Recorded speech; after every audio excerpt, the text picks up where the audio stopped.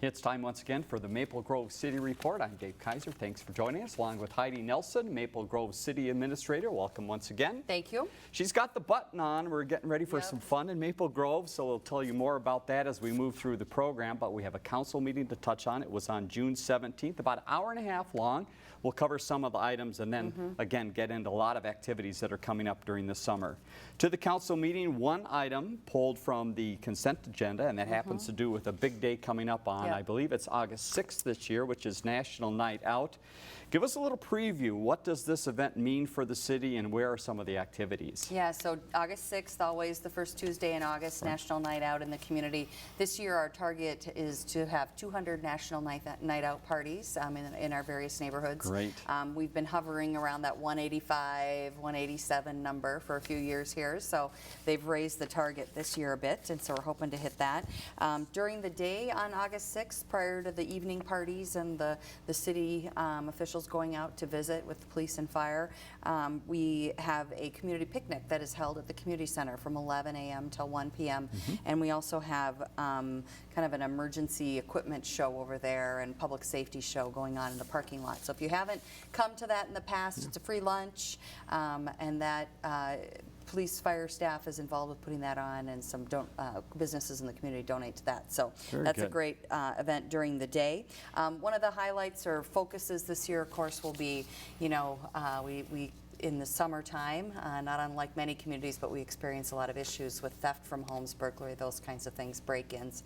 And so that's of particular interest this year again. So we just want to make a reminder, summer months are always high for this. Make sure you're taking, you know, locking those vehicles in your driveway, taking any valuables out of there. Don't leave the garage door openers in your vehicle. Lock up the doors, lock your service doors, that kind of thing. It's an easy target for folks. And so we just want to make sure people are paying attention to that, and that certainly will be an area of focus for National Night Out this year.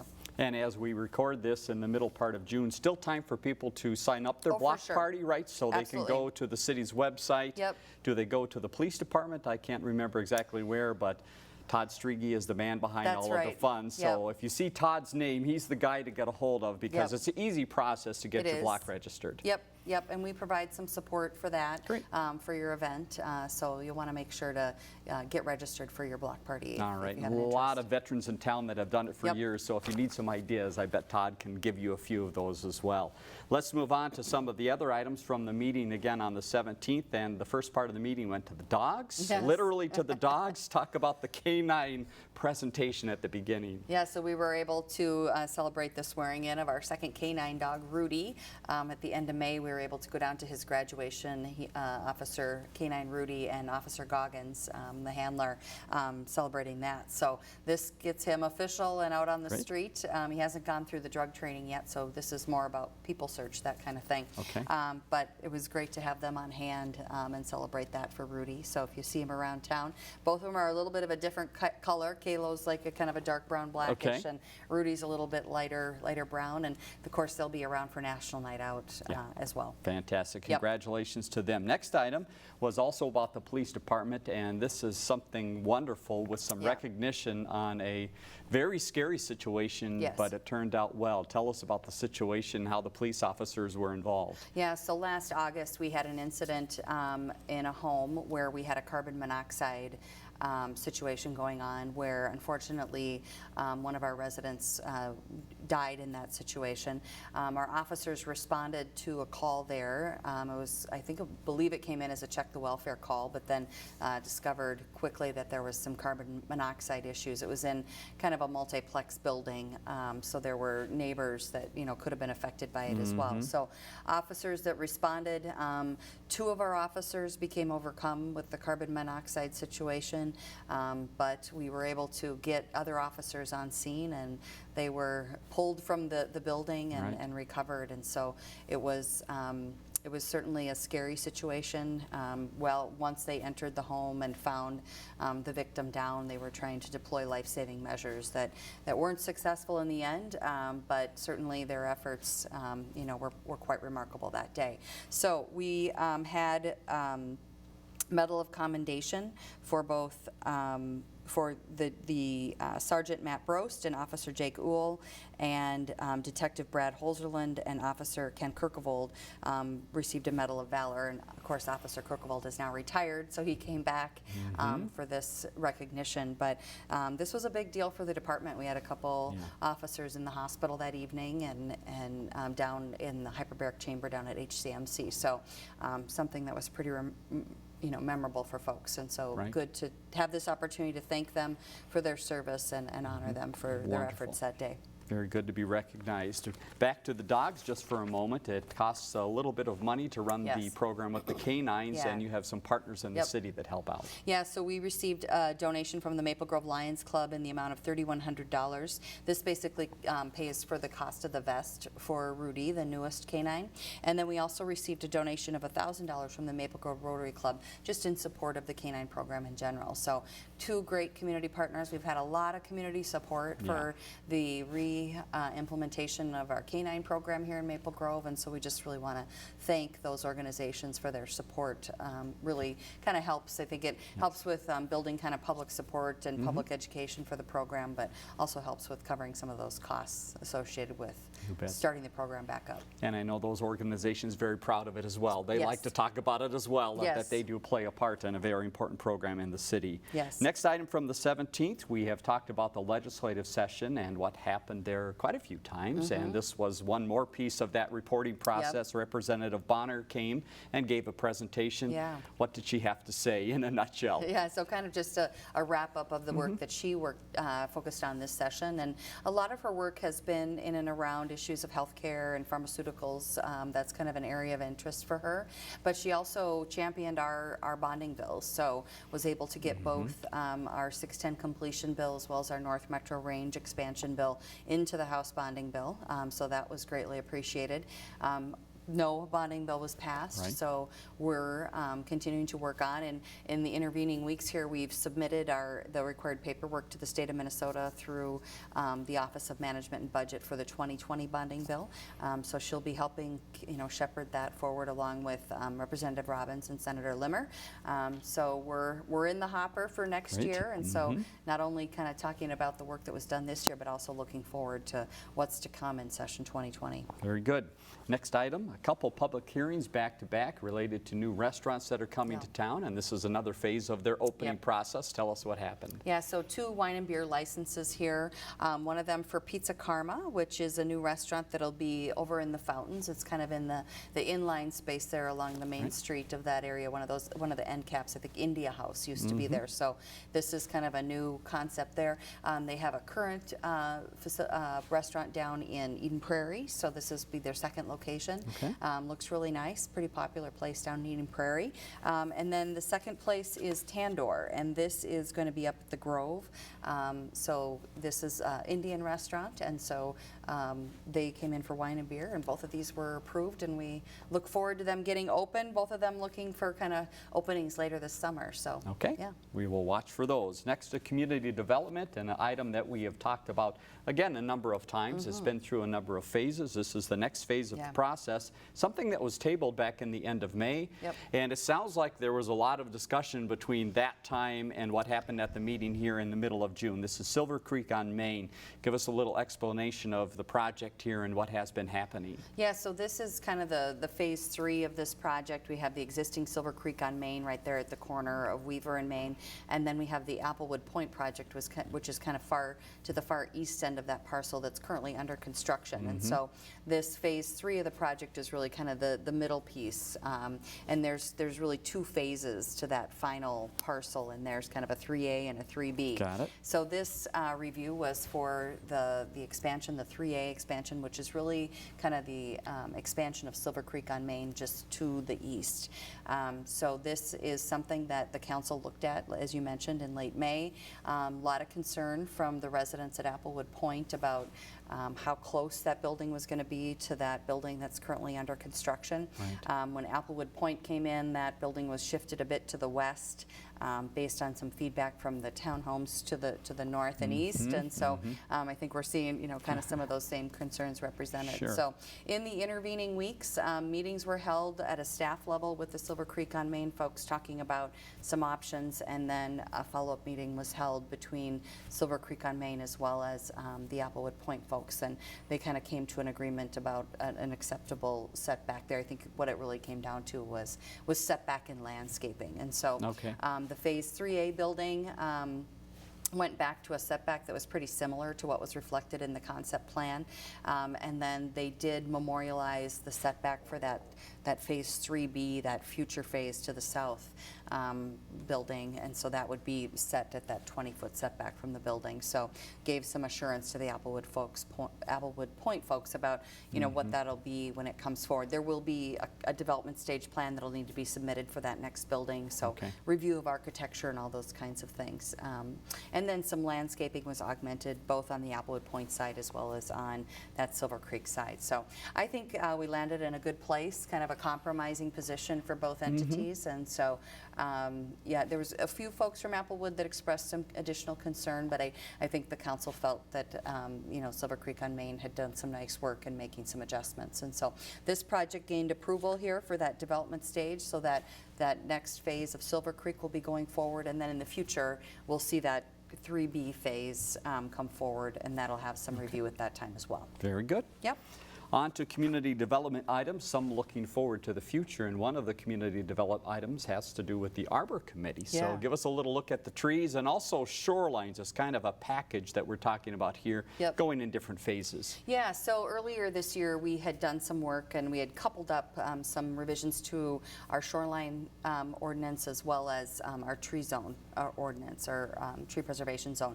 And we were able to get kind of agreement on the shoreline pieces. The T-zone pieces proved to want to have a little bit more discussion, so we got the shoreland pieces amended. We wanted to have that in place before this summer construction season got underway. So now the Arbor Committee has been working on kind of bringing back those T-zone amendments. We did some shifting internally with some of our community and economic development changes. We shifted the staffing of the Arbor Committee over to community and economic development. Much of their work really kind of focuses around the area of planning and landscape, those kinds of things. And so seemed like the alignment was a little bit better there. And so Joe Hogerboom and his team are helping to lead this discussion with the Arbor Committee to get those T-zone amendments coming forward. So they'll be coming forward here probably in the next 1 to 2 months. Okay, so more information to come as that moves along.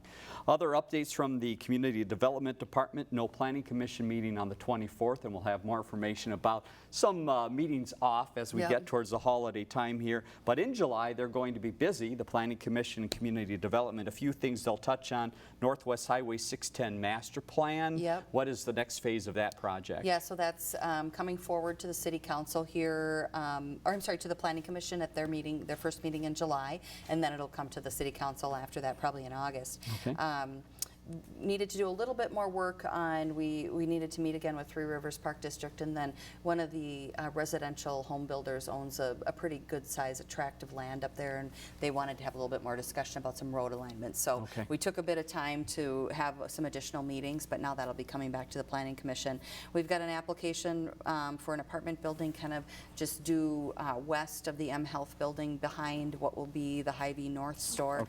That was envisioned in the concept plan for that Hy-Vee North store up there, so that's coming forward for consideration. And then we have an application for a Taco Bell up at the Grove, and so we've been working on some traffic and parking circulation issues up there, and so that one will come forward as well in July to the Planning Commission. All right, and a couple final notes from Community Development. There was a ribbon cutting for a new store in the shops, and also a new intern, another Joe, in the Community Development Department. Tell us about those two items. So Olfactory Scent Studio is a new business over at the shops at Arbor Lakes. It's in that end cap where Tivana used to be.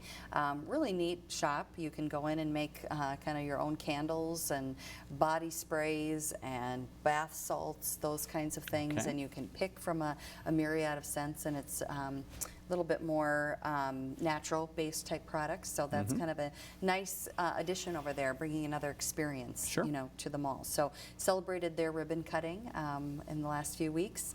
And then the new intern? Yes, the new intern. I was like, you mentioned one other thing. The new Joe. The new Joe. Yeah, the second Joe. Yeah, so Joe Ammerman has joined us.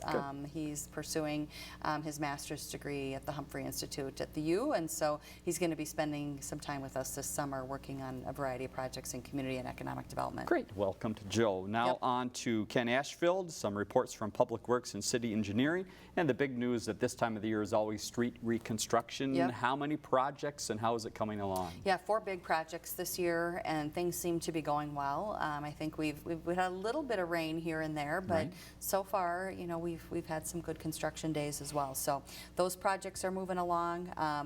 If you've been by some of the medians in Maple Grove, some of them are looking better than others, and some of them are looking a little tough. So we're getting out we have our seasonal crews on board now, so we're getting out to replace some of that landscaping. It's kind of taken a beating over the last couple of winters with the high snow levels and high salt usage because of snow and ice. So we're getting out there to do those. Along Elm Creek Boulevard, we've replaced a lot of the plantings. They're working on Bass Lake Road right now, moving over to Hemlock here. So we're just trying to kind of move through the city and address some of those dead plantings issues. Okay. Yep. Water main break, something that happens on occasion in the city, and the city is always prepared to help. You've got an area of focus, it sounds like, on 91st Avenue that has had this unpleasant occurrence a few times. Tell us about that area and maybe the plans moving forward. Yeah, it's always a telltale sign when we start to have more frequent water main breaks. We're pretty good at getting them managed pretty quickly and, you know, not having folks out of water, that kind of thing.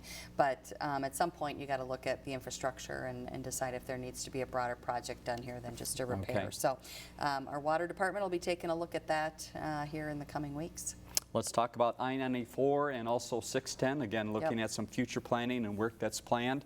Tell us what the noise walls look like and also some future planning for that area. Yeah, so we've been meeting with MnDOT about the noise walls to come up with some design options. MnDOT has a landscape architecture team that we've been working with to develop that. So that'll be coming forward to the council here in the coming weeks to take a look at that and some options there. Moving forward, of course, on the 610 project, preparing for that eventual reconstruction to complete that project. There's some additional environmental work that's necessary for completing the plans for that, as well as completing the interstate access requests to the feds. So that work is advancing, and then they're continuing to move forward on getting some bids done on this unbonded overlay project that's going to be starting. Some of the work will be starting later this summer to prepare for the construction phases, some widening of shoulders to allow for traffic to occur on those shoulders, and then that project will really start in earnest in early 2020. So yeah, more progress being made out there. All right, keep your eye on that area of town. And finally, you had a couple items from the meeting on the 17th. The first item was no council meeting coming up in early July. Again, this is something that happens on a pretty regular basis for the city. Yeah, taking a break for that July 1 meeting. And you know, usually by this time of the year, much of our development activity work has been through the process for projects that want to get under construction this year. We'll have a couple that might, you know, pursue a late fall start, but we kind of come to a point in July here where we have a little bit of a lull that the council can take a break and have a bit of a holiday. And then coming up, looking forward to Maple Grove Days. We won't have a council meeting, and I won't be back here before Maple Grove Days again. So we have, of course, all the regular activities. Go check out the Maple Grove Days website. But we do have a couple of events occurring on Sunday that are kind of unique events or one-time things. We'll be rededicating the memorial at the fire department there on the central station there, rededication of that at noon that day. And then following on that, at 1 o'clock, we have the dedication of the new Veterans Memorial over at Central Park that's being done by the Beyond the Yellow Ribbon program. So a couple of dedications that day to couple up with Maple Grove Days, and so wanted to make sure the council had those items on their calendar. Key sites then for Maple Grove Days would obviously be 89th Avenue for the parade, what happens on the Thursday, but then as we move towards the weekend, the Maple Grove Community Center, really a hub of activity. Main Street has a lot going on there. Parks throughout the city have activities going on. How about parking? Always something that people are a little concerned about is how do I get around town? You have some good answers for that. Yeah, we do. So, I mean, there's parking, you know, the library ramp is always available there. You can park at the Maple Grove Transit Station, and then there's a shuttle bus that'll run you around. So there's quite a few options for parking around town. And then there is some on-street options as well in and around the area. All right, be looking out for some of the information on the Maple Grove Days website, and also, again, just watch the city's Facebook and website as well, information out there. So that's the meeting from the 17th. Now on to some other items. We mentioned no council meeting on the 1st, but there are some changes for the city offices and also for transit service. Remind us about that. Yep, so city offices will be closed on Thursday, July 4th. We're back open on the 5th, regular office hours 8 to 4:30. Maple Grove Transit, regular bus service on Wednesday the 3rd, no bus service on Thursday, July 4th, but then they're back to the regular schedule on Friday the 5th. All right, some ongoing items that you should be keeping aware of. One is the photo contest. You encourage people, especially with Maple Grove Days coming up, get your camera out. Yes. How does the contest work? Yeah, so that event is, or the contest is closing on July 16th, and so you can submit your photos through our city website prior to that date, and then we go through a process to have those photos judged, and we pick some winners, and then they are recognized at a council meeting. So a few more weeks here to get your photos submitted online. Another great opportunity coming up, this is in June actually, and this is firefighter recruitment, always something the city is working on, and you have a special event coming up. Tell us about that. Yeah, so we're hosting an informational meeting on June 29th at 10 a.m. at Fire Station 4. That's at 8925 Lawndale Lane, so kind of in the southwest area of the city. Not a mandatory meeting, but if you have an interest in thinking about joining the fire department, this is a great opportunity to get information. We encourage people to bring their spouse, members of their family, because being a firefighter really is a family commitment.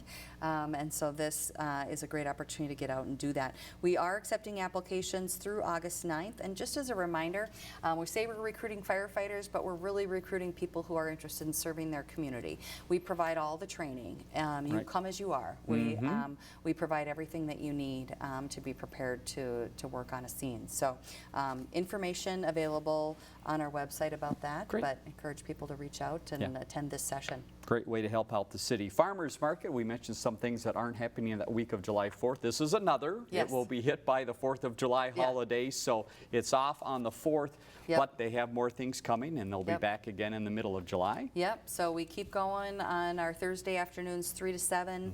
Outdoor market runs through October 24th, so we've got a full summer ahead of us. And our early start, we started in the middle of May, which was a few weeks earlier than normal, has really paid off. We've kind of hit the weather every week, so that's been great. We've got live music going on and all the different programs, frequent shopper programs, Power of Produce for kids. So it's great, and we're starting to come into the vegetable and season here too as well. Yeah, get out and experience the market. All right, let's talk water for a few minutes, ways to have fun in the water. You've got plenty of places in the city to do this. Let's talk first about Weaver Lake Beach. Yes. What does that have to offer, and when is that available? So hours Monday through Sunday, noon to 7 p.m., and that's open through August 18th. We have swimming, tennis, ball fields, basketball, volleyball playgrounds, fishing, picnic areas, and it's really a lovely setting out there at Weaver Lake Beach. So and great parking there too, again, so it's an area you can go to and plenty of free parking there to get involved. Community Center, the outdoor pool coming soon? Yep, open through Labor Day. Everyone in the pool area has to have a wristband, so you can get that at the front door of the community center. And then we do encourage people to think about life jackets for the littler kids when they're out there. And then on Wednesdays, they have some special programs, discounted admission, and some special games and activities for the kids going on Wednesdays. All right, let's talk one more item of water, then we'll jump back. Central Park again. If people are interested in getting sprayed there and get a little wet, you can do it on a regular basis. What's that timing? Yeah, fountains are open from 10 a.m. to 10 p.m. and then for the last about hour and a half of the day, the light show is on, the program light show. So that's kind of a fun thing to catch in the evening. But encourage people to come on out, bring a towel. Kids do get quite wet when they're in the parents as well, right? So be careful out there. All right, a couple other items of places of activity during the summer.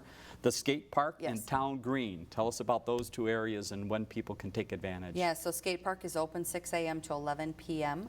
It's open for skateboards, scooters, inline skates, and BMX bikers. The park is unsupervised, but we do recommend people, think about a helmet, protective gear, those those kinds of things. Okay. And then Town Green is continuing on. They've been striking the weather all right as well. Great, good for them. In fact, Monday night at the council meeting, Ken Ashfeld and I were standing looking out the window at everybody at the Town Green thinking, you know, that looks like a nice place to be tonight. Yes. And off to the council meeting we went. So they've been doing well out there. So music performances Mondays and Wednesdays at 7 p.m.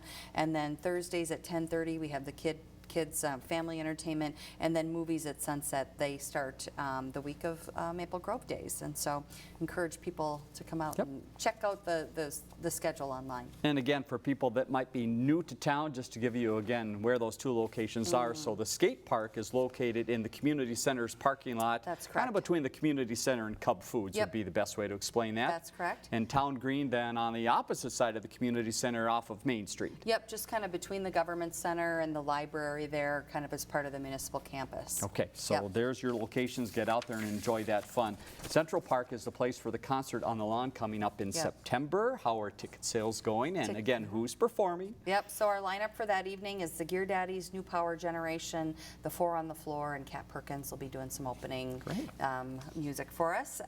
Saturday, September 14th, it's an evening event, gates open at like 4 o'clock.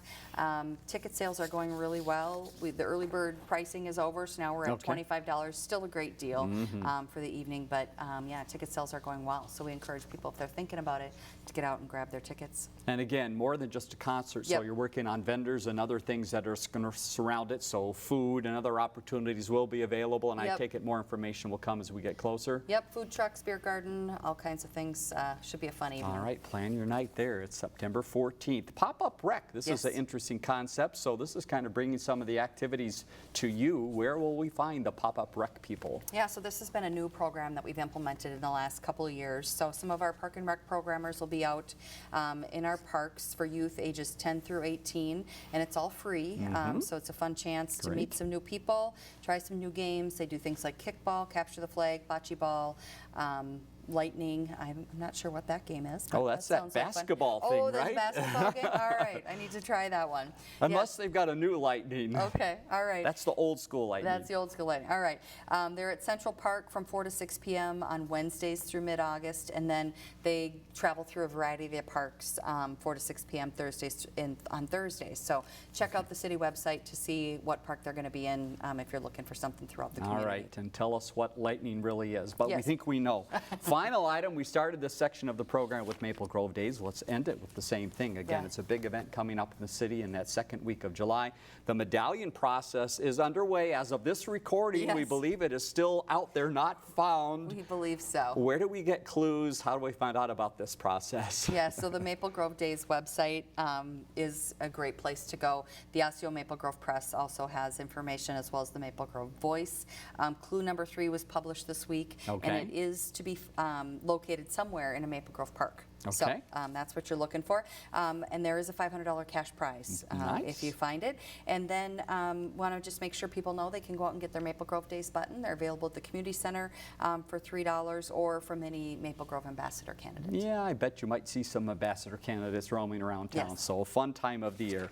Heidi, thank you very much for the information. You're Glad welcome. you could join us once again. Let's leave you with the next council meeting date. And as we mentioned, it's going to be a ways now. It'll be on Monday, July 15th, 7:30 at the Government Center.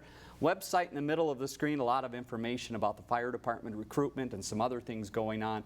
Go there and you can find that information. Phone number at the bottom of the screen and our viewer response line 533-1710. Questions or comments about the program. For Heidi Nelson, I'm Dave Kaiser. Thanks for joining us on the Maple Grove City Report.